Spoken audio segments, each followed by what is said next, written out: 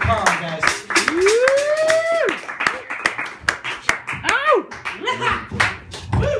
Yeah, I have a weight problem. Because I'm not waiting to eat. Let's go!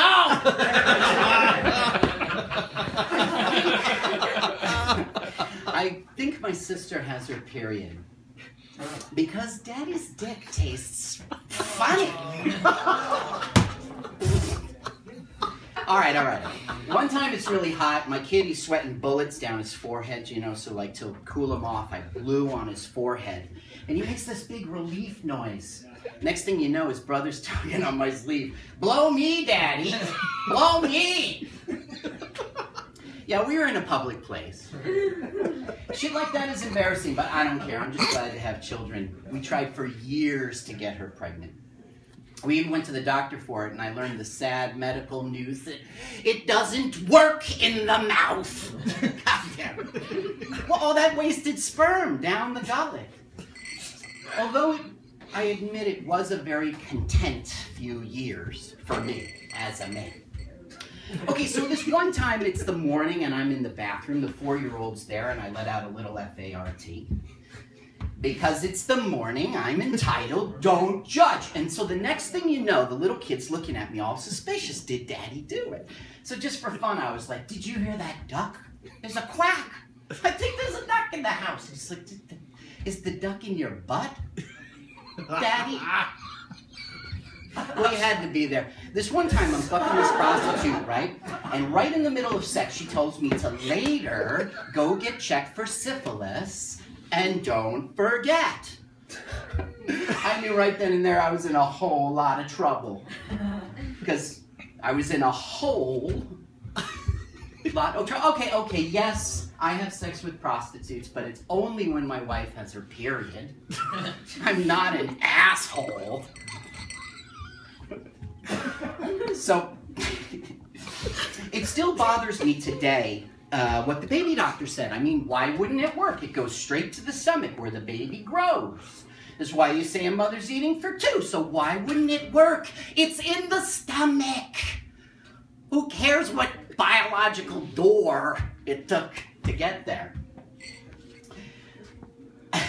Okay, so the day's winding down, it's over, I'm in bed with my wife, and I say, hey, you know, of course, why don't we stimulate a little action? And she goes, nah, you know, I'm going to the gynecologist tomorrow, and I want to keep fresh.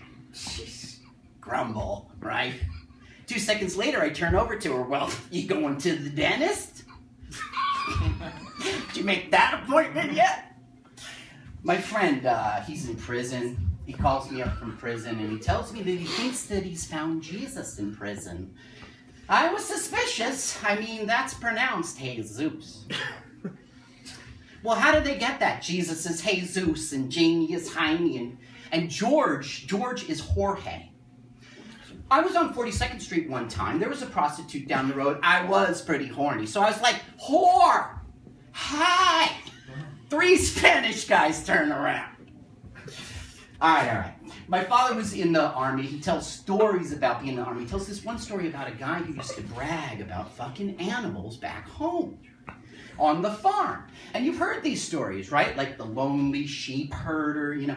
Okay, so I don't know why you would want to stick your dick in an animal, all right? I mean, does not compute. But then, one year, I go to the state fair, and they have a sheep shearing exhibit there. And that's when I got it. Okay, you go into the pavilion, right? They got all their butts to the barn wall and all their heads to the barn wall and all their butts down the center where you walk. Okay, it's going to be a little crude, okay? But I walk past sheep's pussy, sheep's pussy, sheep's pussy, and that's when I finally got it. If you take a look at it, it's pretty close. And it's the exact right height. If you stand up behind the sheep, it's the exact right height. I get it now. I'm not saying I was going to put my dick in there. I was saying it's not beyond the realm of possibilities, okay? I get the lonely sheep herder now. He's been out there for 3 weeks. There's nobody around for miles. It's 3 in the morning. I can see a guy after a few drinks. The flickering firelight is playing with it in his eyes. I can see a guy. If you were in jail for a year, would you do something a little gay? Maybe, be honest.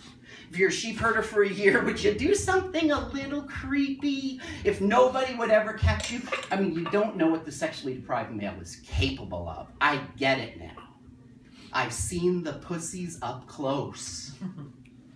How much time do I have before I die? One time I go to this job interview and the lady's like, where do you see yourself in the next 5 minutes? I was like, oh, out in the car, smoking a joint. And she's all pissed off all of a sudden, you know, and she's like, that's where you see yourself in the next 5 years? And I was like, oh, I was answering minutes. Because in the next 5 minutes, that's where I see myself. And you know I wasn't wrong on that, ladies and gentlemen. Look, you've been a good audience. My name is Carl, and as the Italians say, au revoir. Woo! Woo! All right, hey, Carl, there you go. Keep going for Carl.